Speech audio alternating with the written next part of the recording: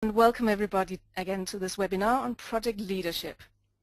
Now, as you can see from the title, Are We Too Busy with the Urgent to Focus on the Important? Something implies that there is something which is important, but we're not focusing on it. And I'm saying that based on the project failure statistics out there. You may be as familiar with them as I am. According to the PMI's Pulse report, about 44% of strategic projects fail. And according to the UK Cabinet Office, it's 2/3 of all government projects that fail. And McKinsey published a report a couple of years back saying that 70% of all projects fail. So I'm not here to argue whether it's 44% or 70%, but I think we can definitely conclude that the failure rates are still too high.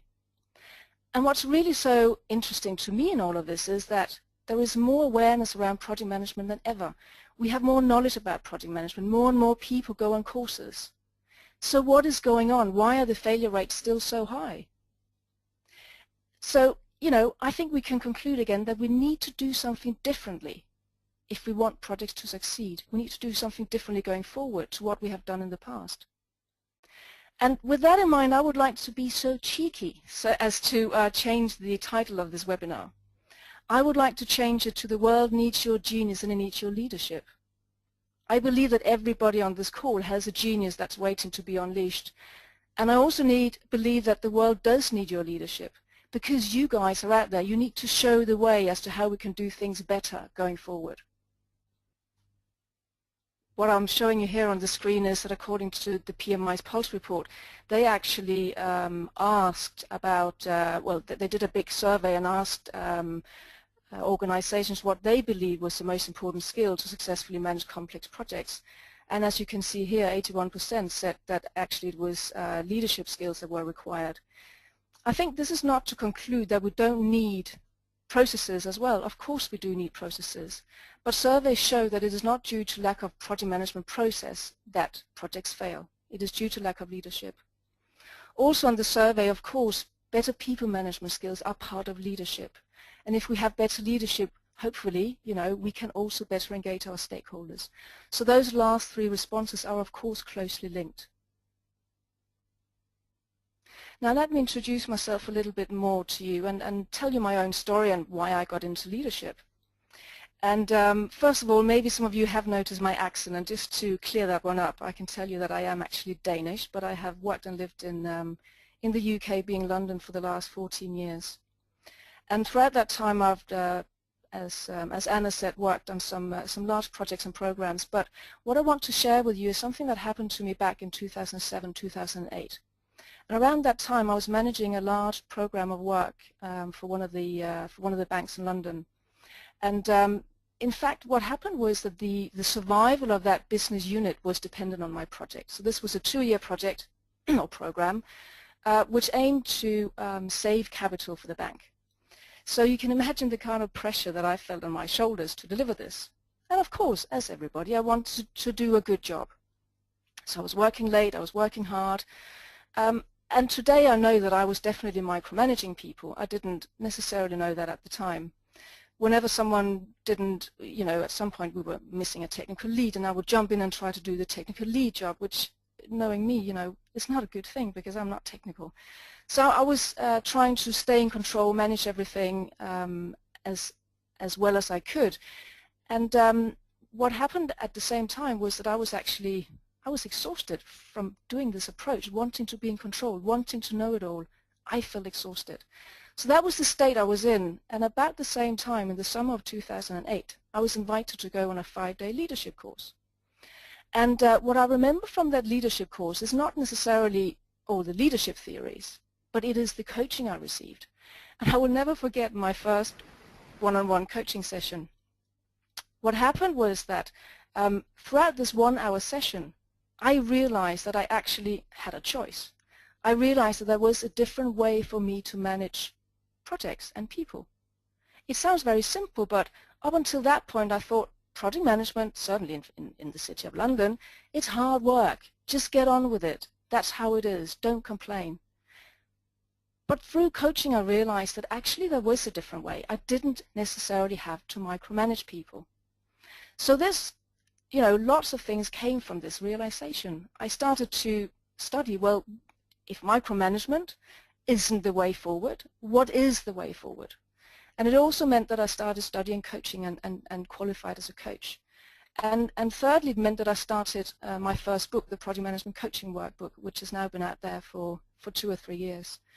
And I'm very delighted to say that I've just finished my second book, The Power of Project Leadership, and I will get onto that at the end of the webinar and show you how you can get a 25% discount on that one.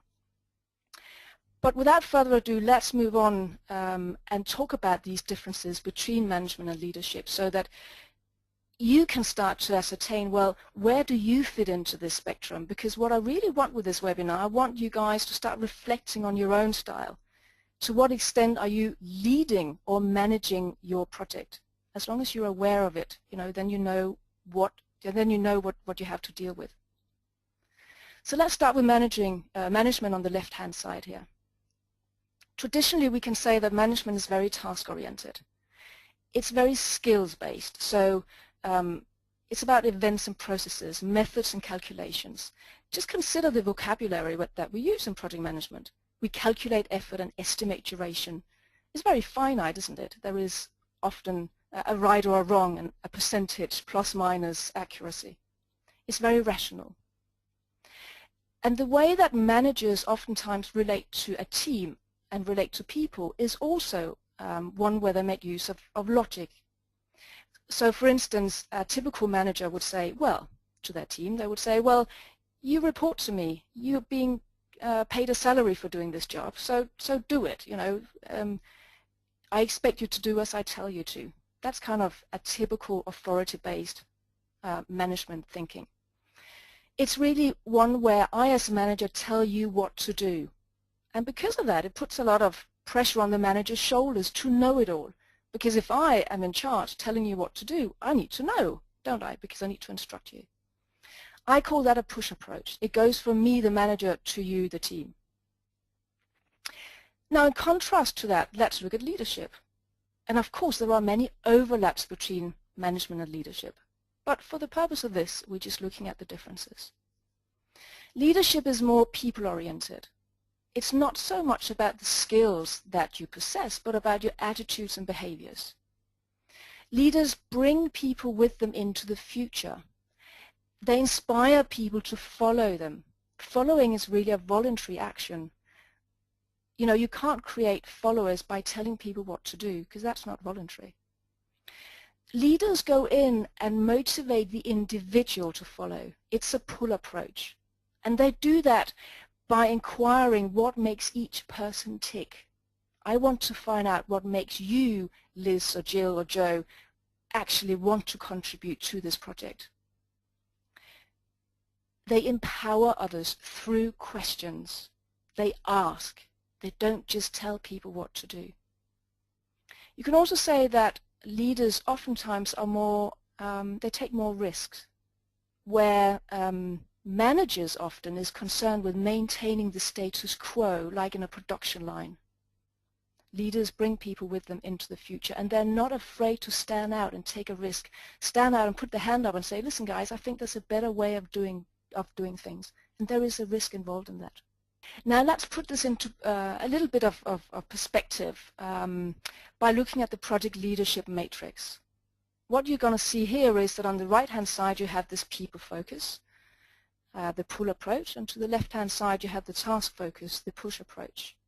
Towards the top you have proactive, where someone is focused on the project's strategic vision, and towards the bottom you have being reactive, where you're focused on immediate issues. And that gives us these 4 quadrants.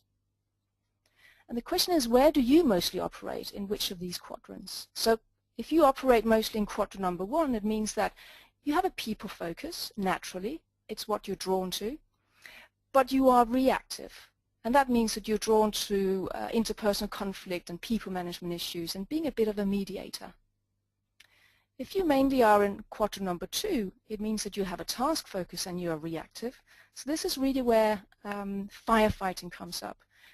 You find a lot of your value from sorting out immediate issues, and if you're in technology, we call it a lot of defect handling and issue resolution. Moving up to quadrant number 3, this is where we're proactive, but still have a task focus.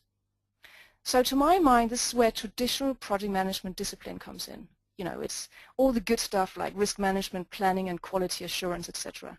They're actually very proactive disciplines. And lastly, quadrant number 4, here we have a people focus and we are proactive at the same time. So this is where we have relationship building, leading and motivating the team, and providing vision and direction. And now I have a question for you. You're not going to be able to interact with the screen, unfortunately, but I would like everybody to consider, where would you say that project leadership is positioned within this matrix? Do you think it's in quadrant number 3 or 4, or is it a mix of all of them? They're the typical answers I get when I ask this question. So where would you put it? Well, to my mind, as you should see now on the screen, project leadership sits right towards the top of the matrix. Of course, good leadership means that we sometimes have to jump down and be reactive if there is really a fire that we have to sort out. But we should not aim to operate there. We should aim to be proactive. That is how we get the results. That is where all the important activities sit. In quadrant number 2, they're urgent, not necessarily important. Now, the reason why project leadership does not exclusively sit in quadrant number 4 is that we need to have a good mix between task focus and people focus. I am by no means here to tell you to throw away all your good focus on management and tasks. We need that, otherwise we run the risk of having lots of high-flying ideas and being very visionary without actually having some plans to back that up. So it's on the basis of that I believe we should sit between quadrant number 3 and 4. The more senior you become, the more you can delegate the task side, you're probably likely to move towards quadrant number 4. Many of the project managers I coach who are not getting the results they want, they sit in quadrant number 2. And this was actually where I spent a lot of my time back in 2007, 2008. That causes actually a lot of stress, and it causes, long-term it causes burnout. And that's not where the results are coming from. So what I want to do now is show you how we can move more towards this place of project leadership. How can we move up, be more strategic, proactive, and how can we focus more on people? Because a lot of project managers are, I think, naturally very focused on tasks. What I want to kick off with here is a concept I call lead with vision. And I would like you to imagine for a moment that you are a project manager. That may not be hard to imagine. And that you have a client. And your client comes to you and says, dear Mr. Mrs. Project Manager, I would like you to do this project for me. And he describes what he wants. So he says, you know, I want you to build me this thing, and I want it to be done within 6 months, and I want it to cost no more than 300,000, etc., etc. And he says, so can you do that? Can you deliver that for me? And you say, well, you've learned not to overcommit, so you say, okay, let me go back and think about that and find out if we can actually deliver you this. And you come back 2 or 3 days later or 2 or 3 weeks later, and you say, actually, we can do about 90% of what you wanted, but we have to change something here, and it may take 7 months, and it may, you know, you may change some of the parameters. Now, this is a very, very simple scenario. But in this very simple scenario, I want to highlight something that I believe we are doing wrong. What many project managers are doing wrong is that they subordinate themselves to the client. We look up to our clients saying, well, you know best, you know what you want, you have the specification. I will tell you if I can deliver that, if me and my team can help deliver that. And in that, what happens in that scenario where we subordinate ourselves, where we see ourselves as subcontractors, is that there are so many questions that we fail to ask. My point here is that you need to partner with your client. You need to see yourselves as equals to your client. Because if you do that, you're going to start exploring if what they want actually makes sense, if their requirements actually are what they need, not just what they want. Now, the cartoon you see in front of you now is old, it's well known, but I still want to highlight it because it's so true. You see here that the customer explains what they want in one way, so they want the 3-tiered swing. Now, the team designs it in a second way, which is obviously a bit of a problem. But what I really want to highlight with this cartoon is that the customer need is something completely different. And if we don't partner with our clients and dare to ask difficult questions, dare to inquire about the business case, about what they really need, then we run this risk. I have seen this happen so many times in my career, and I would like to ask you if you have too. I bet many of you have. We deliver something which wasn't exactly what was needed, either in the short or the long term. I want to elaborate on this concept by moving into the triple constraints here, the time, cost, quality triangle. Many of you will be well familiar with this triangle. It's very useful for understanding how these parameters bounce off against each other. Now, what happens is that in the project management profession, we often use time, cost, quality to measure the success of a project. So it's very possible that you deliver a specification to your client on time, on cost, and on quality. Hence, it should be a success. But guess what? It may still fail if it was not what the client needed. So I'm suggesting here that we add another triangle, that we add some further dimensions, some dimensions that can actually test the viability of your project. What about the effect? What is the effect of your project on your clients or your organization's strategic objectives? Those strategic objectives could be anything that's relevant to your organization or to your client. That's really a very strategic way of thinking. What is the relevance of this change to the end users? And what about sustainability? Is this project or product, the service you're delivering, whatever you are delivering, is that sustainable over time? Are the materials sustainable? Is the solution sustainable 5, 10 years in the future, depending, of course, what it is that you're delivering? It's when we consider all of these aspects that we can truly begin to deliver value to the client. And this is where leadership really differentiates itself from management. I find that project managers only concern themselves with the bottom triangle here, the tactical triangle, the tactical short-term parameters. But leaders actually consider both of these triangles, and in particular the top one here. What is the value I'm bringing? I call that top one the strategic triangle. Now I want to move on and talk about people. So what we talked about just before is how you can move up and actually start to be more strategic in your projects. But remember, from the matrix we looked at before, we also need to focus more on people. And why do we need to focus on people? How is that related to leadership? Well, it goes back to my previous point about empowering others. If you believe that you have to know all the answers, if you believe that you have to tell people what to do, that's a good old-fashioned management style, where you're not getting the best from people. We actually operate in a world where things move so fast that no manager can know it all. The only way to deliver successful projects is by empowering your team and use their combined knowledge, the genius inside the team. So how do we connect with people?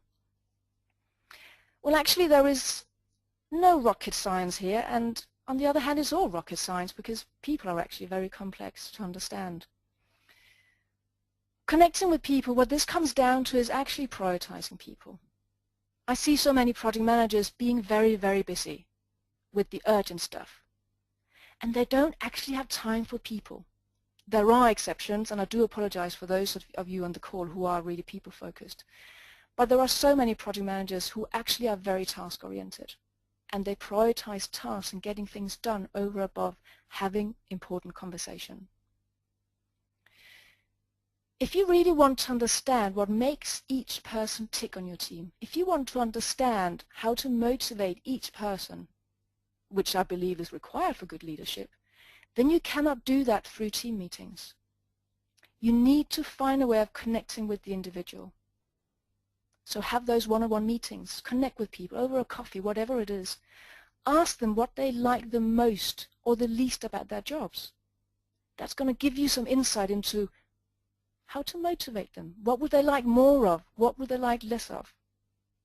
Ask questions to empower them. Don't just tell them what to do. Involve them in the decisions that affect them. That will help them feel more empowered and engaged. And praise is such an important piece. Praise makes people feel more appreciated.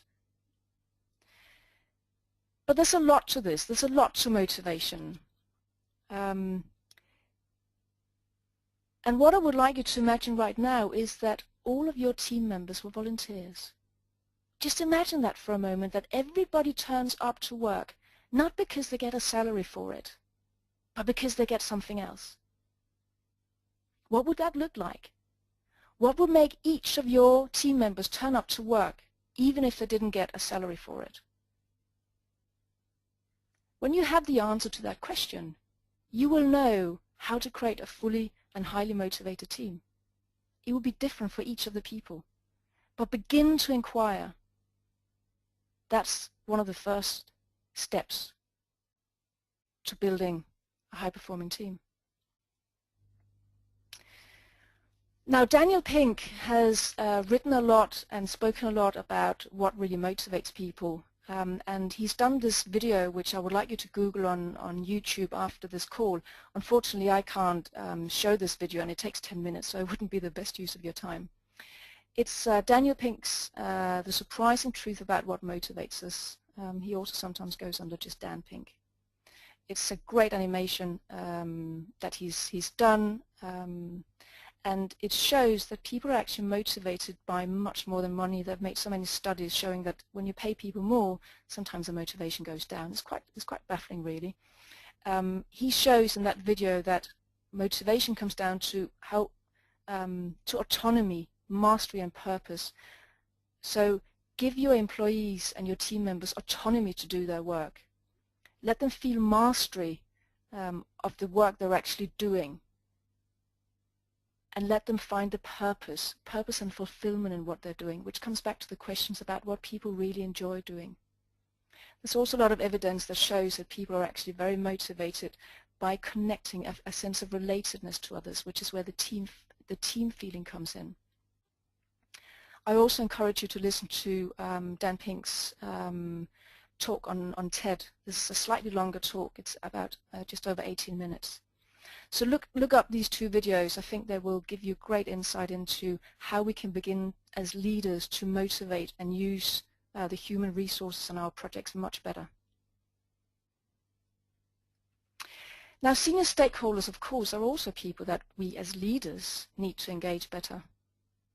The more people we win over and support our project, the better placed we are. From the poll you did earlier, we also saw that a lot of you felt that better project sponsorship will help us to deliver better projects, and that is very true. That is definitely something that surveys show out there. But as project leaders, we can do a lot to help engage our sponsors and communicate in a way that suits them best so that we get the best from our sponsor. And this comes down to many of the same things. Engage with your stakeholders and your sponsor. Build trust with them. Have those difficult conversations. How many of you have asked your stakeholders and your sponsors if they receive the right information from you? Have you asked them if they receive a status report to their liking?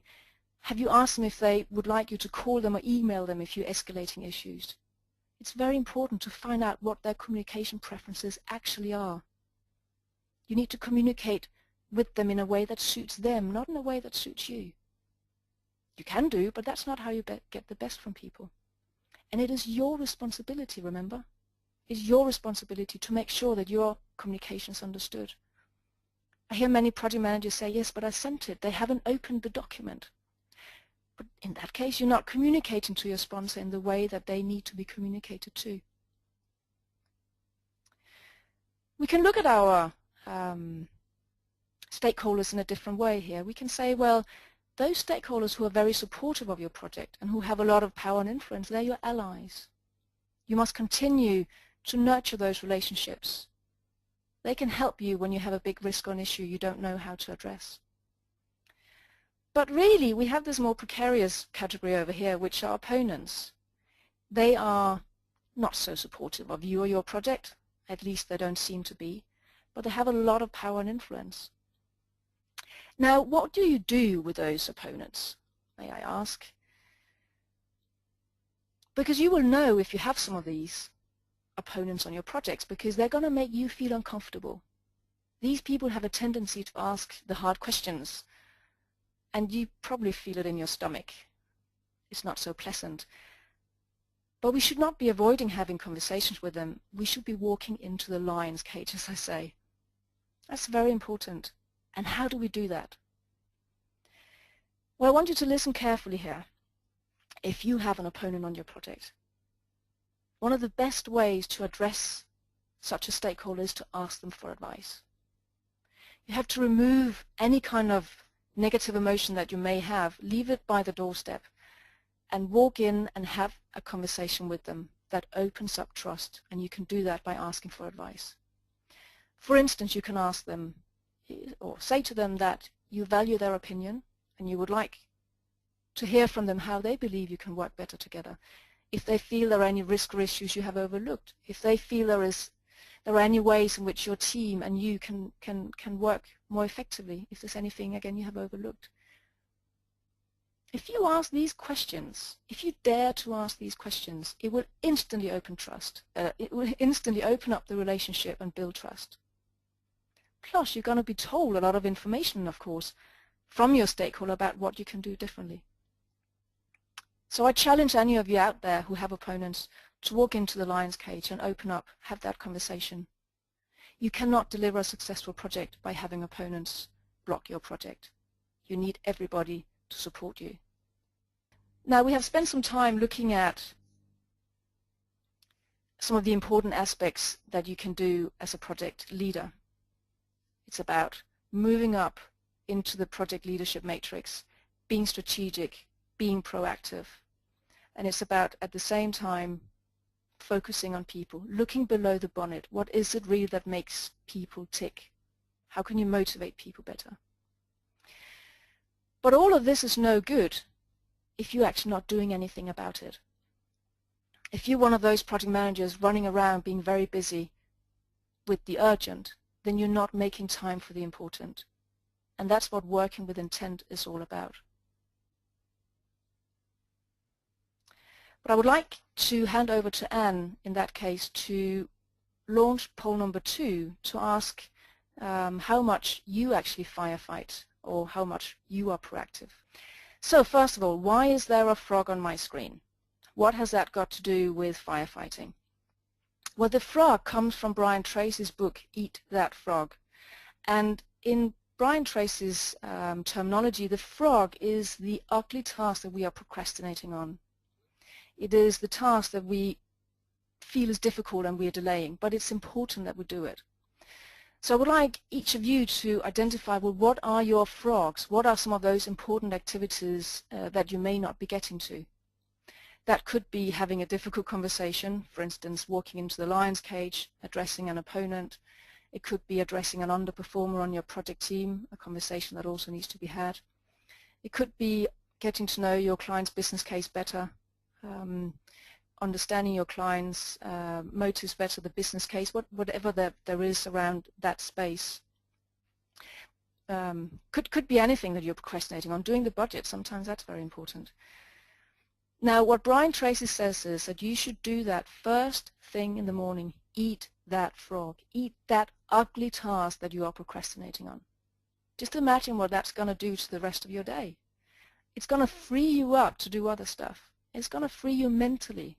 Instead of having all that mind chatter going on about, oh my God, I should be doing this, I should be doing that. It's just about doing it. And this is so important to project leadership because a lot of people know what to do to get results, but they're still not doing it. So that's really what we're trying to address here. It's not good enough just to know it. We have to actually do it. So please take a moment to write down for yourselves what are some of those frogs that you need to eat. And a very good way of actually addressing them is to take out about 90 minutes every day, every morning preferably, to eat these frogs. Now it may sound like a lot of time, but just imagine if you could take about 1 hour, 1.5 hours out every single morning when you get to work of uninterrupted time. Maybe you need to switch off your email. Maybe you need to go to a meeting room where you're not to be disturbed and just get these important activities done. I know that it's possible. And sometimes it is about making ourselves less available and saying no to some things that may be urgent but not important. And this is actually where I think we need to start doing things differently. We all work in a world where we like to be seen to be accessible all the time. Just bear in mind that that's not necessarily the way we get the best results. There are 2 questions here highlighted in italics that I would like you to take note of. You can schedule these questions and have them prompt you at different times each day. They go as following: am I inventing things to do to avoid the important? Am I being productive or just active? I got those questions from Timothy Ferriss, who is the author of the 4-Hour Workweek. He's got some great productivity tools in there. So really, this is about doing what you know it takes to get results. You can also use Pareto's principle, the 80-20 rule. What are the 20% of activities that you do during a day or during a week that add to 80% of your results? That's another measure of saying, well, what is it that's important here?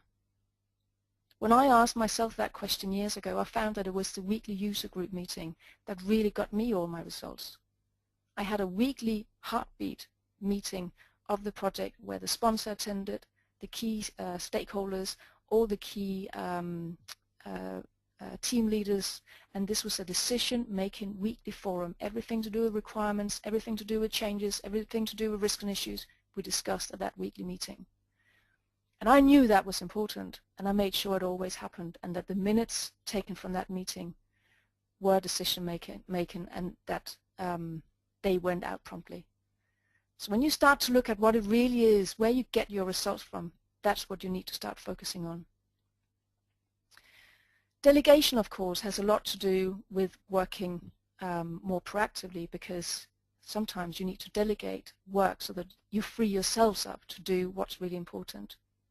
There's a lot in delegation, of course, but the only thing I want to say right here is that sometimes the people you need to delegate to are not already there, meaning that sometimes you need to find ways in which you can identify people to delegate to.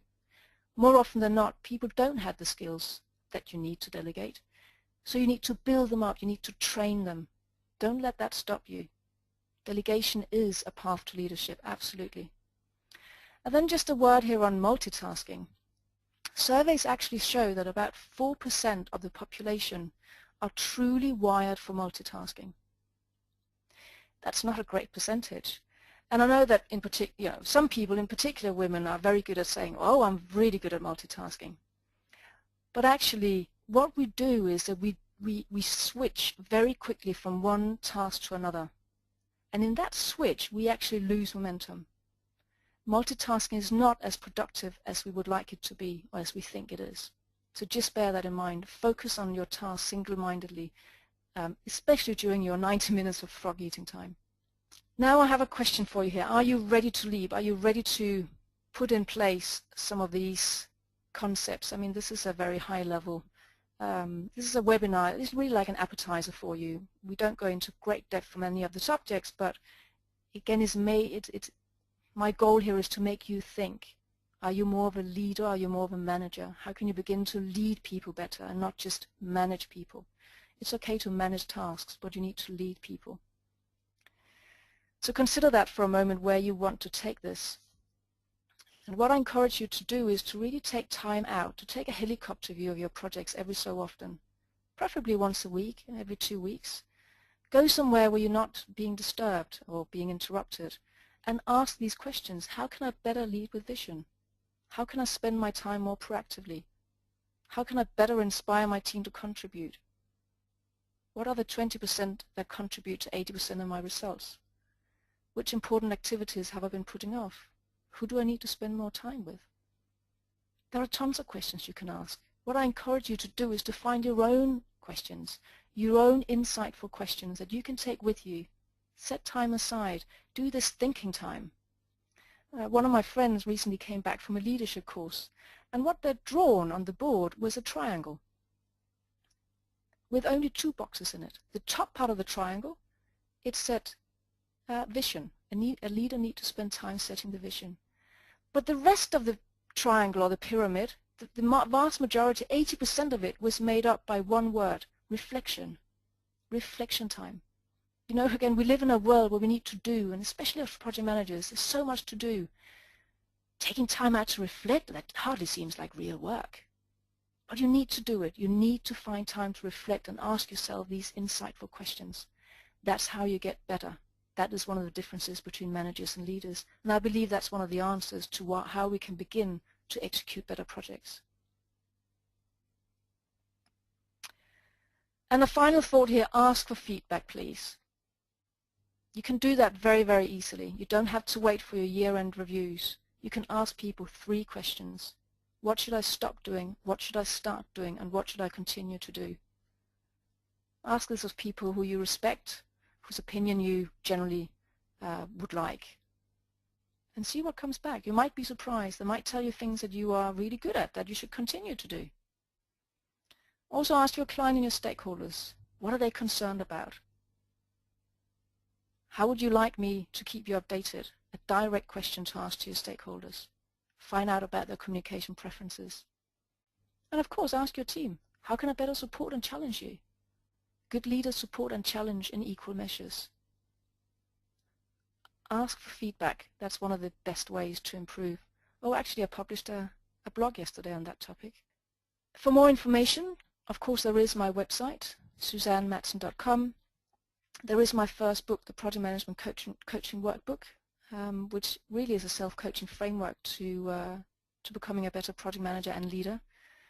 And as I said, my new book, The Power of Project Leadership, I have just finished. I've just read the proofs last week. So it will be out soon, and we have Kogan Page, the publisher, have kindly given us a 25% discount. And all you need to go is to go to the website that I've put up for this book, powerofprojectleadership.com. Follow the link to order the book, and you get the code, I think it's PPL25, and they get you 25% off. And that's only a discount that is valid before the book is launched.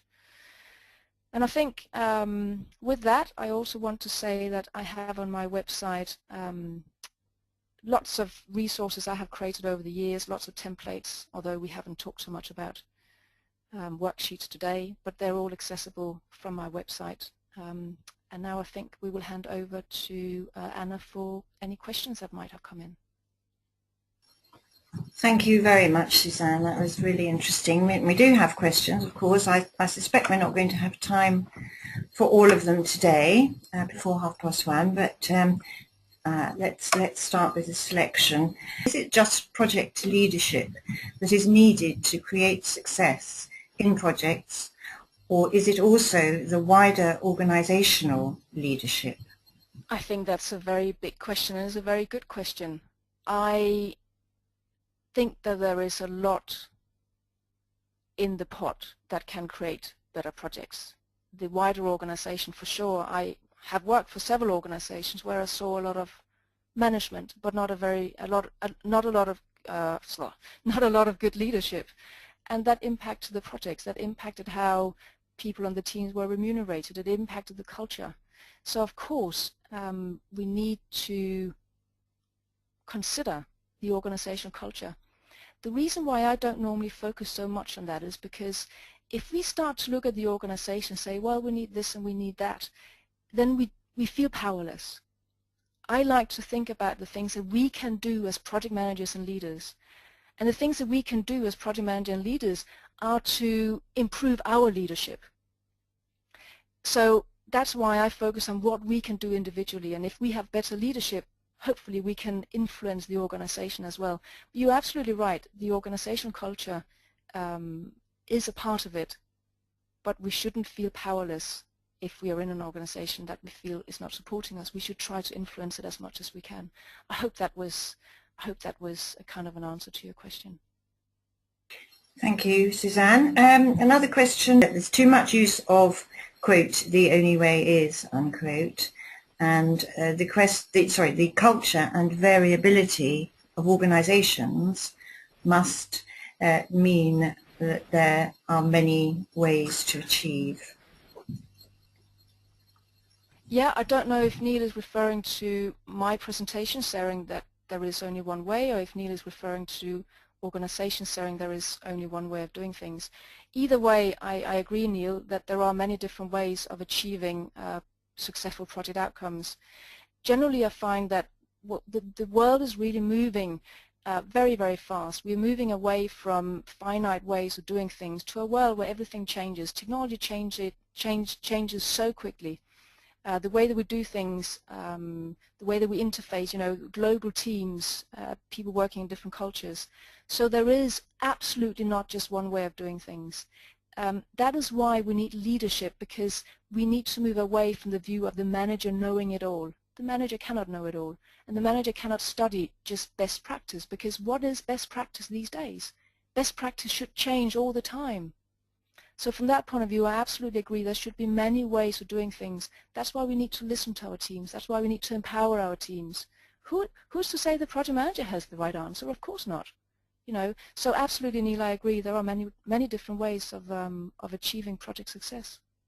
Have you suggestions for teams where all members are remote and contact is by phone or WebEx? Yeah, Ross, thank you for that. I think it's a very good question, because more and more teams are working remotely, and that's probably not something that's going to go away. Well, there are some good tips really, and whether they are achievable for you, I don't know. It's always good to meet your team, a remote team, in person at least once. That's just going to strengthen buy-in, it's going to strengthen understanding of who they are. And I believe you can put together a business case for it. So you may be able to create a case to your managers about why such a trip to see the remote team is important. You can also gradually have people from the remote team come and work on site, maybe a month at the time. That's going to really boost their morale. So that's really ways in which you can make them come, create a little bit of face-to-face contact. If that's not possible, you can do other things. Something I did with a team I worked with in India once, people really scattered all over. I created a presentation with an image of everyone on the team, and we were about 30, I think.